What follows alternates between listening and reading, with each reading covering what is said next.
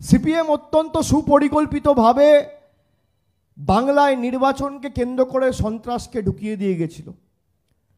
৭২ থেকে ৭৭ সিদ্ধার্থ শঙ্কর রায় যখন ক্ষমতায় ছিল বা মুখ্যমন্ত্রী ছিল, তখনও পঞ্চায়েতকে কেন্দ্র করে সন্ত্রাস হয়েছে।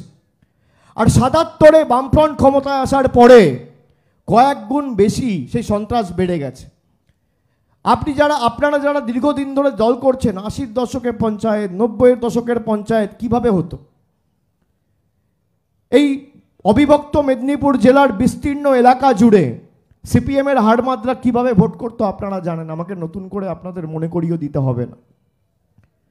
সেই কারণে সঠিক প্রার্থী যাতে আমরা চিহ্নিত করতে পারি, সেই কারণে মানুষের কাছে যাচ্ছি।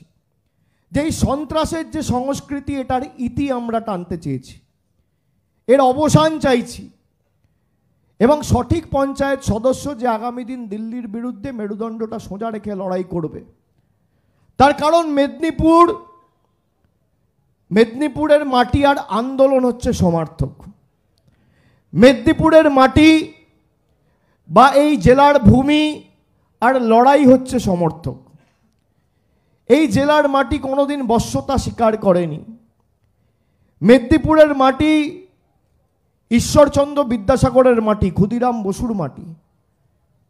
আমাদের কাছে অনুপ্রেরণা ক্ষুদিরাম বসুর ১৯ বছরের জীবন, নরেন্দ্র মোদীর ৭২ বছরের জীবন নয়। যে যখন ইচ্ছা হলো পার্লামেন্ট বদলে দিলাম, নোট বদলে দিলাম, জায়গার নাম বদলে দিলাম, শহরের নাম পাল্টে দিলাম, রেল স্টেশনের নাম পাল্টে দিলাম। আমাদের কাছে অনুপ্রেরণা ক্ষুদিরাম বসুর ১৯ বছরের জীবন, যিনি ফাঁসির আগেও বলে গেছিল, হাসি হাসি পড়ব ফাঁসি দেখবে ভারতবাসী। আমরা যদি প্রাণ দিয়ে এই দেশ মাতৃকার জন্য দেবো, কিন্তু দিল্লির কাছে মেরুদণ্ড বিক্রি করব না। মেদিনীপুর আর আন্দোলন সমর্থক, মেদিনীপুর আর লড়াই সমর্থক, মেদিনীপুর আর হার না মানার মানসিকতা সমর্থক। মেদিনীপুর কোনোদিন দিল্লির কাছে মাথা নত করবে না। মেদিনীপুর আর কৃতদাসত্ব সমর্থক নয়। মেদিনীপুর আর চাটুকারিতা সমর্থক নয়।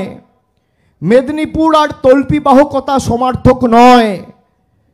এই মাটি অনেক আন্দোলনে পথ দেখিয়েছে। বীরেন্দ্র শাসমল যখন মারা গিয়েছিল, বলেছিল যে আমার মৃতদেহটা সোজা আকাশের দিকে যেন মাথাটা থাকে, এবং তখন সেইভাবে যেন আমাকে পোড়ানো হয়। তার কারণ সারা ভারতবর্ষে আমি দৃষ্টান্ত স্থাপন করতে চাই যে আমি ব্রিটিশদের কাছে মাথা নত করিনি।